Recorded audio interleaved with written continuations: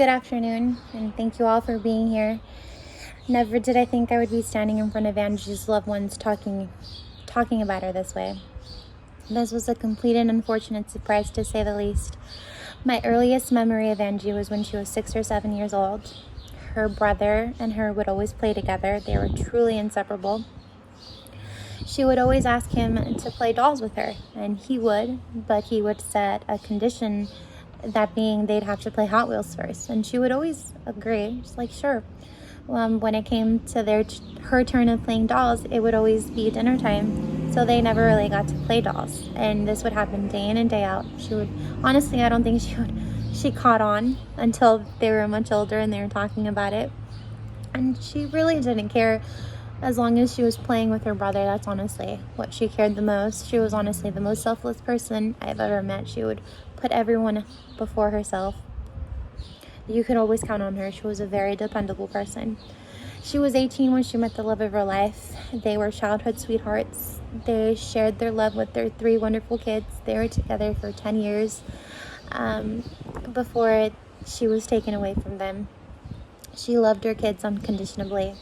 Her kids were her life. She would always put everyone before herself.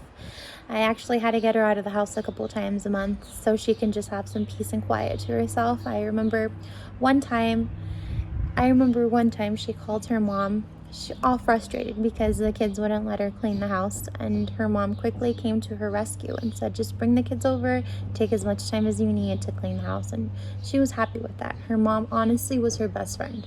They would talk daily, multiple times a day, and tell each other everything. One of her favorite things to do was be with her kids. She loved her kids. She loved playing with them. She loved watching them sleep, which I found kind of odd, but I wouldn't really know because I'm not a mom myself.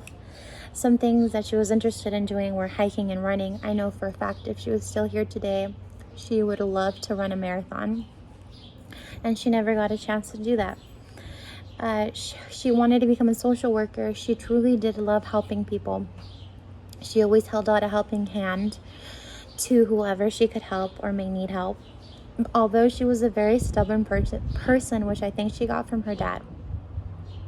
She didn't like to talk about her emotions or her feelings. I remember one time she was really upset and she wouldn't tell me why until later I found out she didn't like to talk about her feelings. I know for a fact if she was still here, she would think this whole situation was kind of silly, hearing what people have to say about her. She would always criticize herself. She honestly couldn't really find anything nice to say about herself. She always was looking on ways on how to improve herself, not only for herself, but for her family as well. Honesty was very important to her. She didn't like to keep secrets, especially to her husband. She would tell him the silliest things. Even though she said she wouldn't, she would always end up telling him. She passed away at such a young age. She would always mention how she couldn't wait to see how her kids were going to be like when they grew up, what their dislikes and likes were going to be. She was always thinking about their future. One of her goals in life was to be a homeowner with her husband. I know they were in the process of buying their dream house, and it's unfortunate that she isn't going to be able to enjoy that beautiful kitchen and that walk-in shower that she was always talking about. She was really bad at jokes, and she was even worse at trying to get to understand them. I would always have to explain them to the point that they weren't even funny anymore. She was a romantic, though. I will give her that. She would go above and beyond to make her husband feel some type of way. And he was always very appreciative of her, even if they were like the smallest gestures and they always meant the world. I know he's going to miss the random conversations that they would have in the middle of the night, just talking about their goals and aspirations and how they were going to live their lives when their kids were old enough to move out. I know she would have loved to finish college to show their kids that, hey, it doesn't matter how old you are, as long as you want to go to school, there is no age limit to an education. So here's my last farewell to the most amazing person I will probably ever know. Although her memory will live on in her children, I can already see her in them. I'm sorry you weren't able to cross off everything off your list, but with permission, I hope to cross some of those things off in your honor.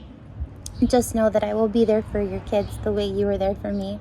I'll make sure they don't make the same mistakes you did, because but it's okay if they do too, because I'll make them into a strong person just like you were. Thank you for being an amazing friend, daughter, wife, mother. You have taught everyone so many things, and we're so grateful for that. You can rest knowing that you can rest knowing that your family is going to be well taken care of. We love you and we miss you terribly. Until we meet again. Farewell, my good friend.